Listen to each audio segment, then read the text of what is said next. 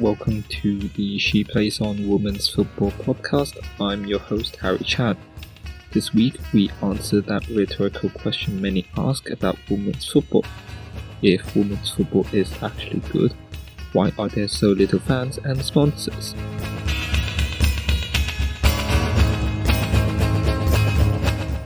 But first, some news from this week.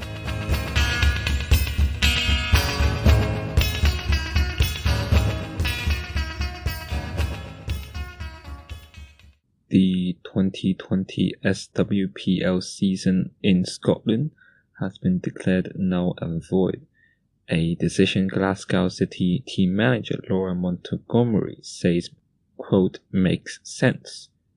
Just one round of games have been played when the term was halted in March. Scottish women's football is planning to revert to a winter season for the top flight starting on Sunday 18th of October. Montgomery said, quote, I won't say it was unanimous, but it was a majority.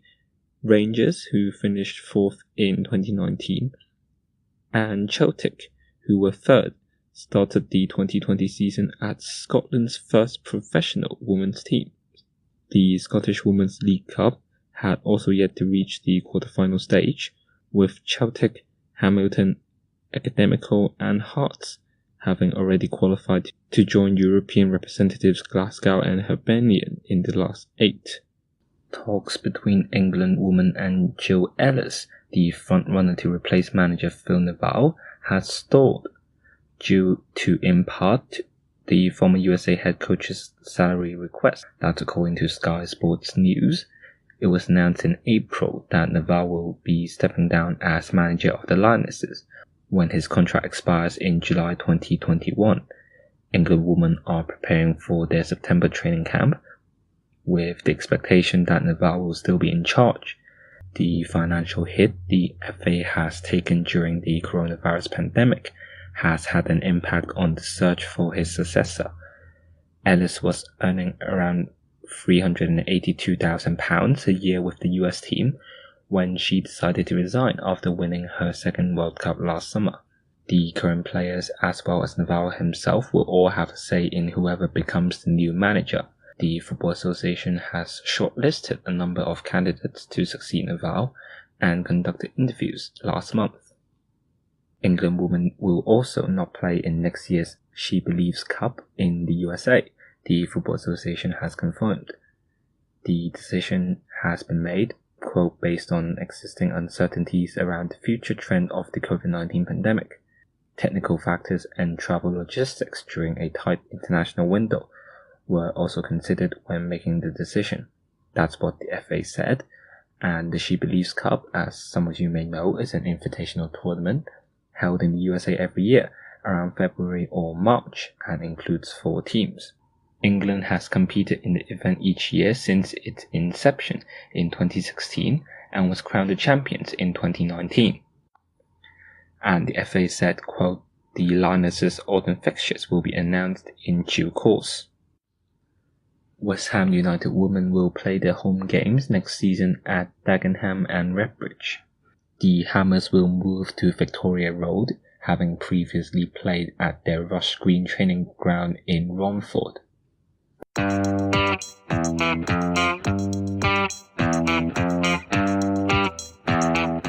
Welcome back to our crash course segment In Focus, where we dissect one hot topic in women's football each week. This week, we want to answer that one rhetorical question your friends like to ask. If women's football is really so good, why are viewership and revenue so low? We break down this question to 2 parts. First, the watchability of women's football against the men's game. And second of all, the business development of football for men and women.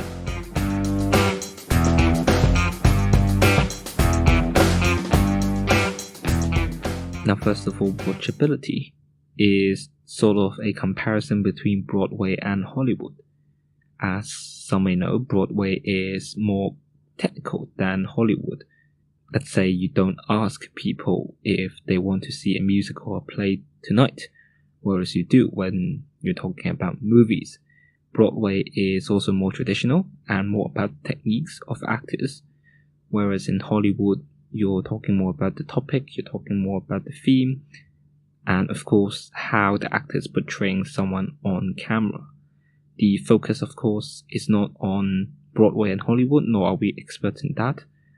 But in a sense, we think that women's football is less direct and more technical, at least in the WSL.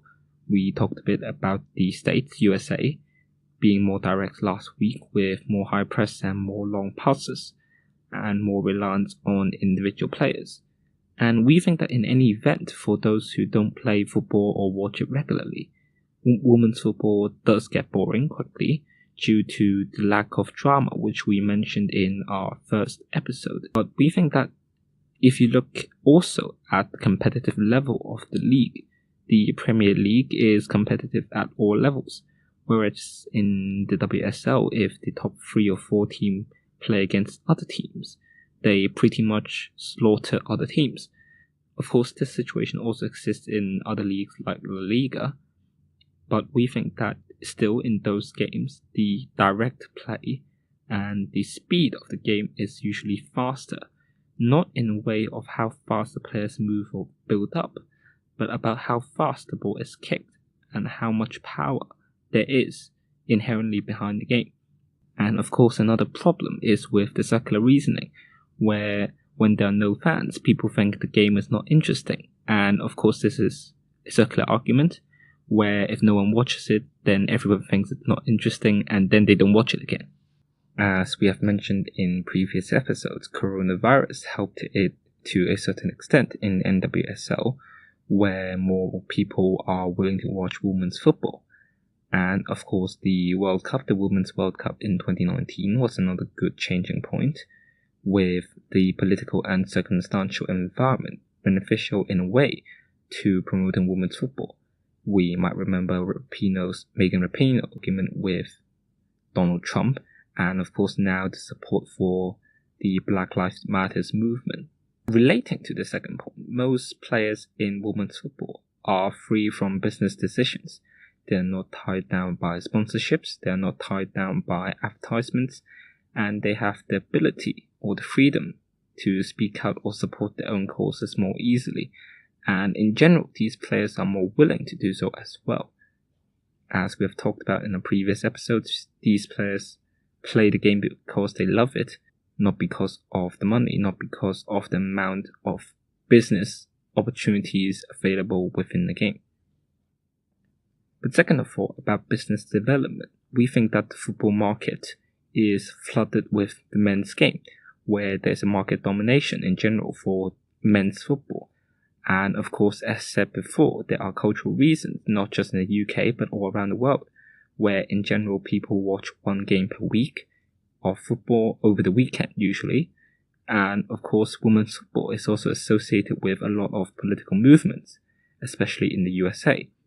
Now, we don't think that is a bad thing, but we do have a polarized culture where we think some Republicans may actually choose not to watch the US women's national team because of Donald Trump. We think in the UK it is better, but sexism still exists, yet at least these arguments are not on political lines, where we think it's easier to call out sexism than political ideals being wrong. But with that said, there are some conservative movements in the UK that seem to think pushing women's football is too much positive/affirmative action, which basically means you actively raise women's football and develop it with external powers instead of allowing it to develop itself with its own resources. But when compared to the men's game, I think it's clear that women's football is still falling very much behind in terms of youth teams, opportunities, the scale of the game, and most importantly, career paths available for players, coaches, and other staff members. I think the thing is, the positive action does not harm the men's game when compared to many other types of affirmative actions, where you may, for example, have two people fighting for the same position, whereas promoting women's football is only for girls anyways, and you don't exactly steal viewers, given that these games rarely clash. Instead, most sports with well-developed women's game, like tennis, like badminton, they benefit from the women's game, as most fans would support the same team or the same league and watch the game. So we think that in terms of business development, this is an opportunity that businesses and the government is actually missing out. And we think that these positive and affirmative action should be done and should continue to be done. We also want to talk a bit about capitalizing on opportunities where nations and clubs could take advantage of big events happening in women's football. For example, Scotland's appearance in the 2019 Women's World Cup, the newspaper coverage locally, and the news coverage in England or in the UK or just in Scotland itself was also very minimal. They had to fight for space with men's sports, and as Aaron Cuthbert put it, journalists could do something separate, like, for example, separate columns, since the games are so different. Now, we think that the Women's World Cup is a good opportunity for countries where people can rally around the team, where the government can rally the people around the team, and it's a good opportunity to unite the people together to support their women's team at international events. And we think that it is a good opportunity to introduce people to a new sector of football, that is, women's football, because we think that national teams can always gain supporters who rarely watch the sport. And we think that this is, again, a good opportunity to be capitalized on come the Euro and, of course, the Olympics and the 2023 Women's World Cup. Then we want to end with some statistics which shows the development, especially in terms of the physical aspect of the women's game. There is research into the 2019 Women's World Cup where it outlined the huge physical evolution of the game. These changes were founded by researchers in a space of 4 years, and they were matched to those in a study of Premier League players, the men's game, across 7 seasons from 2006. It was a 169-page physical analysis report produced by Dr. Paul Bradley, who is a reader in sports performance at Liverpool John Moores University and a consultant for Barcelona, and also England's physical performance manager Don Scott. They found that more distance was completed at much higher speeds in 2019 than at the 2015 Women's World Cup back in Canada. Bradley himself said that, quote, intense running distance across positions had increased by approximately 15 to 30% from 2015 to 2019. The researchers also looked at the evolution of the Premier League over 7 years, where there was a study between 2006 and 07 and 2012 to 13, involving more than 1,000 Premier League players.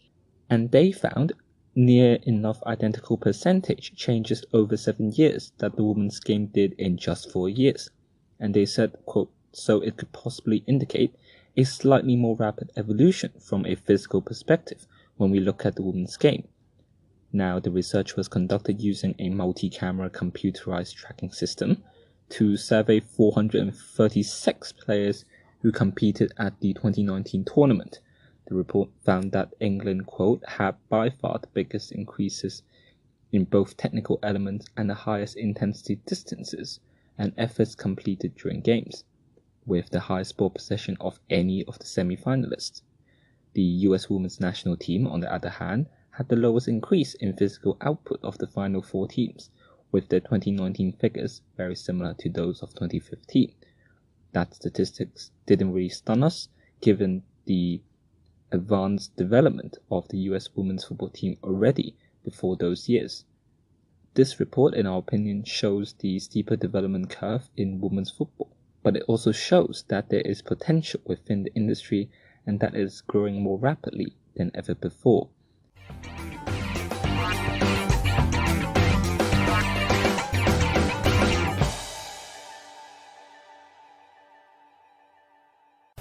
We'll be back.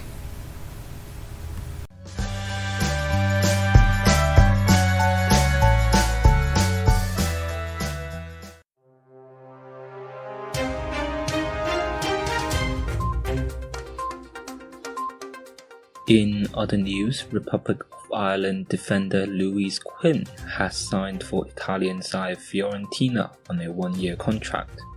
Quinn became a free agent after her deal with Arsenal expired, having won a WSL title and a Continental Cup during a 3-year spell at the English club. She scored 7 goals in 76 appearances for Arsenal after joining from Notts County in the summer of 2017. The centre-back securing a club will come as a boost to Republic of Ireland women's manager Vera Pauw, with critical Euro 2021 qualifiers coming up later in the year. England forward Jodie Taylor has joined French club Lyon on a short-term deal until the end of 2020. The former Arsenal striker moves to France from OL Reign in the United States, who were recently taken over by Lyon's parent company OL Group. Taylor, who has also played in Australia, Sweden, Canada and the USA, will join fellow Lionesses Lucy Browns, Nikita Paris and Alex Greenwood. Taylor has represented her country at the last 2 Women's World Cup and was the top scorer at Euro 2017. Chelsea woman forward Bethany England has extended her contract until the end of the 2023-24 season. The 26-year-old England international scored 21 goals in 24 games in 2019-20 as the Blues won both the WSL and Continental League Cup. Her performances saw her named Player of the Season at the WSL Awards earlier this month. Also at Chelsea, Scotland midfielder Erin Cuthbert has signed a new 3-year contract with the WSL champions. The 20-year-old has played 98 times for the Blues since moving from Glasgow City in 2016. She helped Chelsea win a League and FA Cup double in 2018 and League and Continental Cup titles this season. Cuthbert also helped Scotland qualify for the Women's World Cup finals for the first time last year. Aston Villa have signed Carol Siems and Ramona Petzelberger. The German duo have joined from FFC Turbine Potsdam and SGS Essen, respectively, ahead of the new WSL campaign. Fullback Siems and midfielder Petzelberger have both represented their country at youth level. Aston Villa women have also signed Denmark striker Stine Larsen as they prepare for the WSL season. The 24-year-old joins Villa following the expiry of her contract at French club FC Fleury 91. She helped Denmark reach the final of Euro 2017 and has scored 13 times in 45 senior international appearances.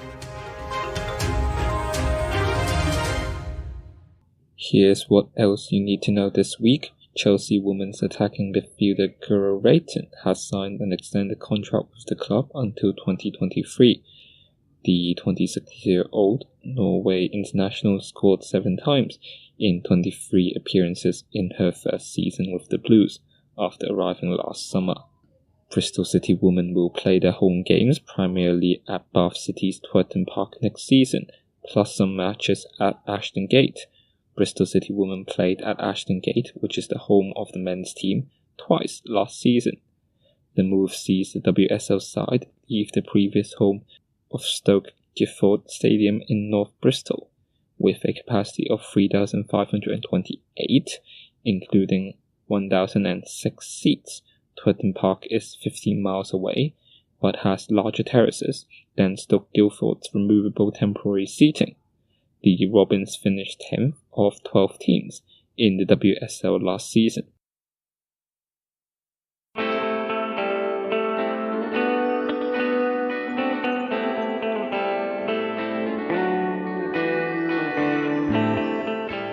That's it for our show this week. If you liked the podcast, remember to rate, subscribe, and share it with your friends and family.